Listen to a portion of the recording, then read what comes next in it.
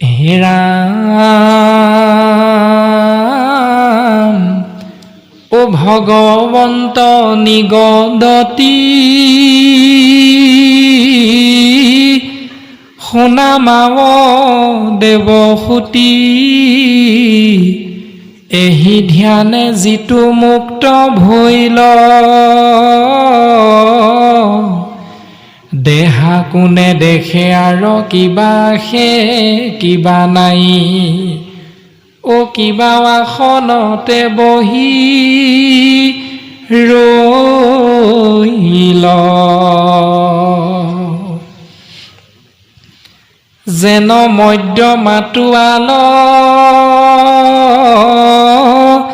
কটিৰ বস্ত্ৰ কুহিতো আছে নাই একো নজানয় যাৱে পূৰ্ব কৰ্ম থাকে তাৱে প্ৰাণ ইন্দ্ৰী সমে দেহা পুনু নাশনুহি কয়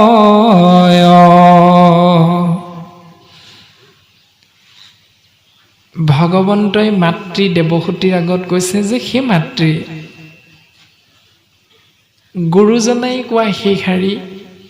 বাক্য যে ভাই অৰ্থাৎ আমাৰ ২৪ তত্ত্বৰে গঠিত এই নৰদেহাৰ আটাইতকৈ শক্তিশালী তত্ত্বটো হ'ল মন। এই মন তত্ত্বক ভাই নামেৰে সম্বোধন কৰা হয় অ মন ভাই। এতিয়া অ মন ভাই সম্বোধন কৰি আমাক মনটোক কি বুলি শাস্ত্ৰই কৈছে অ দুৰাচাৰ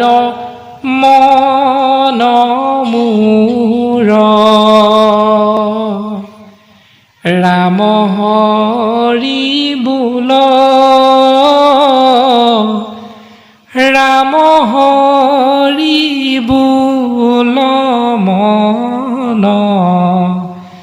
ৰাম হৰি বোল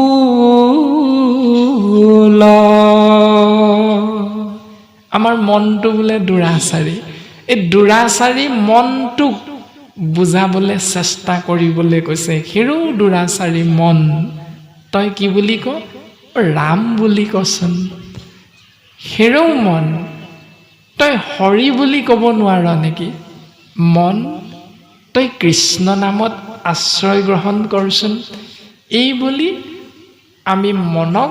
জীৱ আত্মাই বুজাব লাগিব। এতিয়া সেই মন তত্ত্বক ভাই বুলি কোৱা হয়।